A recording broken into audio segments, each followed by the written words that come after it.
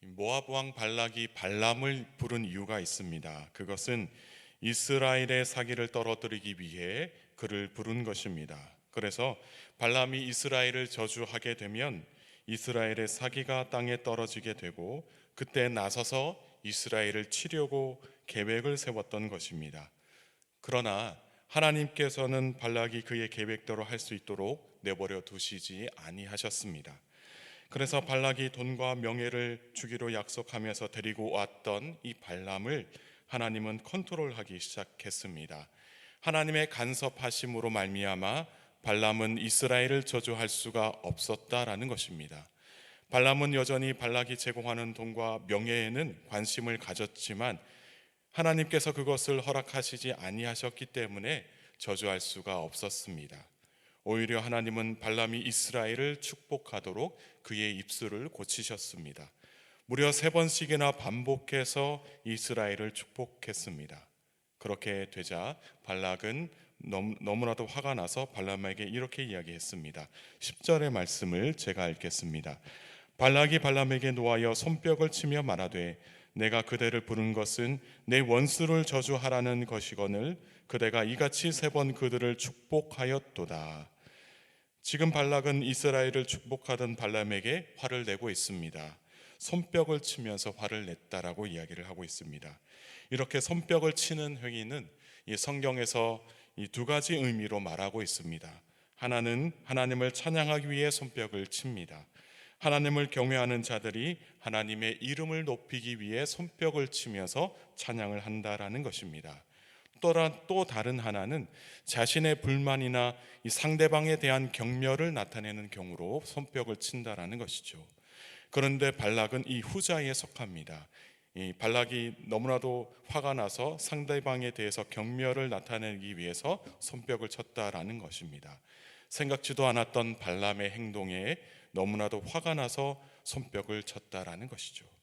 이렇게 손뼉을 치면서 자신이 얼마나 화가 났는지 말하고 있습니다.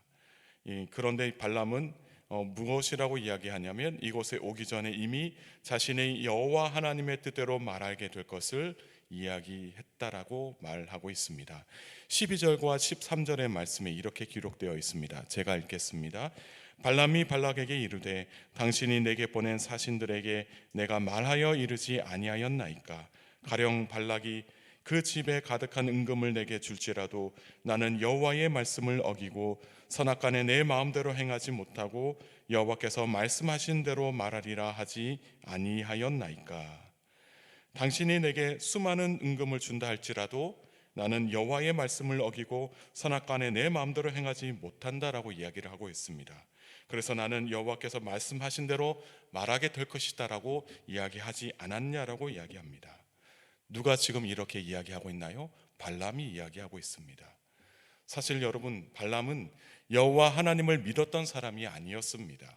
하나님의 백성도 더더욱 아니었다라는 것이죠. 그는 점술가였고 그는 여러 신들을 섬기던 신관이었습니다.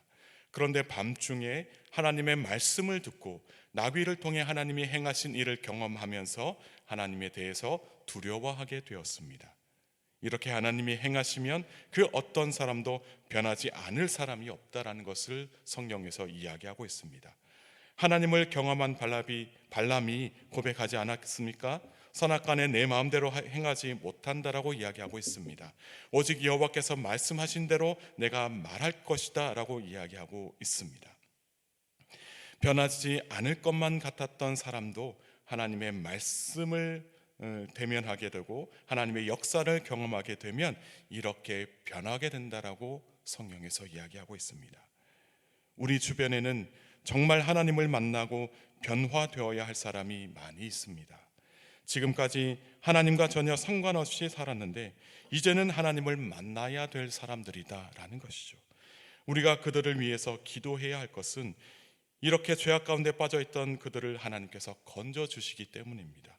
그래서 하나님의 말씀이 그들의 삶 가운데 들어가서 전인격적으로 변화를 경험하게 될 줄 믿습니다. 말씀 안에서 하나님을 대면하게 되고 하나님의 역사를 경험하면 하나님께서 저들을 변화시켜 주실 줄 믿습니다. 그래서 하나님 없이 살았던 사람들도 하나님을 경험하게 되면 저들이 정말로 구원의 은혜를 경험하게 된다라는 것이죠. 그렇게 우리가 깨어서 기도할 때에, 불신자들을 위해서 기도할 때에 저들이 오직 하나님의 은혜로 변하게 될 줄 믿습니다. 이렇게 발람은 이야기하고 나서 있던 곳으로 돌아가겠다고 이야기를 합니다. 돌아가기 전에 먼저 예언을 하게 되는데, 어떤 예언을 하게 되냐면 하나님의 백성들을 위해서 예언하고 하나님의 백성이 아닌 자들을 위해서도 예언을 하게 됩니다. 17절의 말씀을 함께 읽겠습니다. 내가 그를 보아도 이때의 일이 아니며 내가 그를 바라보아도 가까운 일이 아니로다. 한 별이 야곱에게서 나오며 한 규가 이스라엘에게서 일어나서 모압을 이쪽에서 저쪽까지 쳐서 무찌르고 또 셋의 자식들을 다 멸하리로다. 아멘. 지금 발람은 가까운 미래가 아니라 먼 미래에 대해서 예언을 하게 됩니다. 발람이 말하는 한 별, 한 규는 왕을 의미합니다. 이스라엘에게서 등장하는 왕을 이야기하는 것이죠. 이 왕이 모압을 치게 될 것이다라고 예언을 하고 있습니다. 그리고 18절에 에돔에 대해서도 예언을 하게 되는데, 이 에돔도 이스라엘에 의해서 멸망당하게 될 것이다라고 이야기하고 있습니다. 여기서 에돔을 가리켜서 원수라고 이야기를 하는데, 에돔은 이스라엘이 그들의 영토를 지나갈 것을 요청한 적이 있었는데, 이스라엘이 요청했을 때 거절했던 적이 있습니다. 이후부터 이스라엘과는 적대 관계가 되었습니다. 그래서 이스라엘은 에돔을 원수라고 이야기를 하고 있습니다. 또한 20절에 민족들 중에 으뜸이었던 아말렉에 대해서 이야기하고 있습니다. 이 아말렉도 멸망당하게 될 것이다라고 이야기하고 있습니다. 그리고 21절에 겐 족속에 대해서도 이야기하는데, 이 겐 족속은 그들의 보금자리가 한동안은 보존될 것이다라고 예언합니다. 이 겐 족속에는 모세의 장인 호밥이 있습니다. 그러니까 모세의 장인 호밥이 겐 족속이었다라는 것이죠. 이들은 하나님의 백성인 이스라엘에게는 매우 호의적인 그런 족속이었습니다. 그러나 결국에는 이 겐 족속도 쇠약하게 될 것이고 나중에는 아수르의 포로가 될 것이라고 예언을 합니다. 마지막으로 발람은 아무리 세상에서 강하다 말하는 나라들도 결국에는 망하게 될 것이다라고 예언을 하고 있습니다. 발람은 이러한 예언을 하고서 있던 곳으로 돌아가게 됩니다. 그리고 이스라엘을 괴롭히기 위하여 치밀하게 계략을 짜고 있었던 이 발락도 나중에는 자기가 있었던 곳으로 돌아가게 됩니다. 결국에는 하나님의 개입하심으로 말미암아 이스라엘을 저주하고 치려고 했던 그 원수와도 같던 나라와 또한 사람이 결국에는 하나님의 그 은혜로 말미암아, 하나님의 간섭하심으로 말미암아 그들의 계략이 패하게 되고 그들이 있던 곳으로 돌아가게 되었던 것을 오늘 이 말씀에서 우리에게 이야기하고 있습니다. 사랑하는 성도 여러분, 발람은 하나님에 대해서 잘 알지 못하던 사람이었습니다. 그러나 하나님께서 그의 삶 가운데 임재하셨을 때 그는 꼼짝없이 하나님의 말씀을 대언하는 사람이 되었습니다. 지금까지 살면서 발람은 사람들을 위해서 얼마나 많은 점을 치며 살았겠습니까?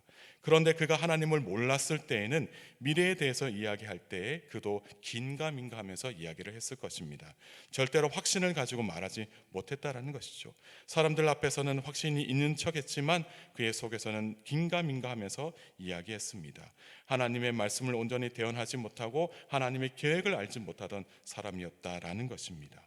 그런데 그의 삶에 하나님의 말씀이 임하고 하나님의 역사를 경험하게 되자 그는 알지 못하는 먼 미래까지도 예언하게 되는 놀라운 일을 경험하게 되었다라는 것입니다. 이것은 그의 능력이 신통해서가 아니라 하나님이 그의 입술을 통해 말씀하셨기 때문입니다. 결국에는 하나님께서 함께 하셔야지 우리 사람이 변화된다는 것을 이야기하고 있습니다.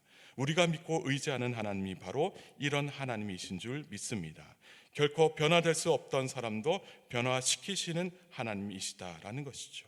그래서 오늘 하루도 정말 변화가 필요한 사람을 위해서 간절히 기도하실 수 있기를 바랍니다. 우리의 기도를 들으시고 합당하게 응답하시는 그 하나님을 의지해서 함께 기도했을 때 정말로 우리 주변에 있는 사람들, 사랑하는 가족들, 친구들, 친척들, 지인들을 위해서 기도할 때에 저들의 삶이 온전히 변화되는 놀라운 역사가 일어날 줄 믿습니다. 그러한 은혜가 오늘 저와 여러분에게 있기를 간절히 소망합니다. 함께 기도하시겠습니다. 하나님 아버지, 오늘 이 새벽에도 불러주신 하나님의 은혜에 감사를 드립니다. 민수기 24장 10절에서 25절의 말씀을 통해 하나님의 음성을 듣게 하시니 감사를 드립니다.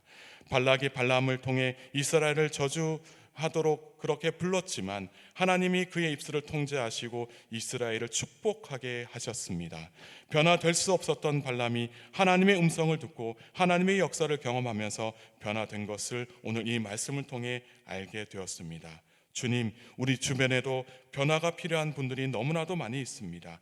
죄악된 길에서 벗어나 생명의 길로 돌아와야 할 분들이 너무나도 많음을 주님 살펴주시옵소서. 주님, 저들을 건져주시고 오직 하나님의 은혜를 경험할 수 있도록 역사하여 주옵소서. 하나님이 없다고 하는 자들의 입술을 변화시켜 주셔서 하나님이 우리와 함께 계십니다, 믿음으로 고백하는 입술이 되게 하시고, 또 하나님과 사람들을 원망하는 자들의 입술을 변화시켜 주셔서 하나님을 찬양하고 사람들에게 다가가서 사랑합니다 고백하는 입술이 될 수 있도록 은혜 베풀어 주옵소서.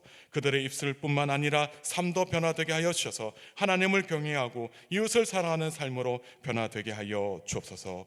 오늘 하루도 변화되어야 할 사람들의 이름을 하나님에 놓고 기도하오니 속히 변화되는 은혜를 아버지 하나님 경험하게 하여 주옵소서. 한 주간도 주님의 뜻을 따라서 살기를 소망합니다. 사랑하는 교우들 생명의 말씀을 따라 살게 하시고 삶의 자리에서 하나님의 뜻을 온전히 이루는 성도님들 될 수 있도록 은혜 베풀어 주옵소서. 그래서 하나님의 살아계심을 삶 속에서 경험하며 삶의 간증이 늘 풍성하는 놀라운 은혜를 경험하게 하여 주옵소서. 모든 말씀 온전히 감사드리오며 살아서 역사하시는 우리 주 예수 그리스도의 이름으로 간절히 기도드리옵나이다. 아멘.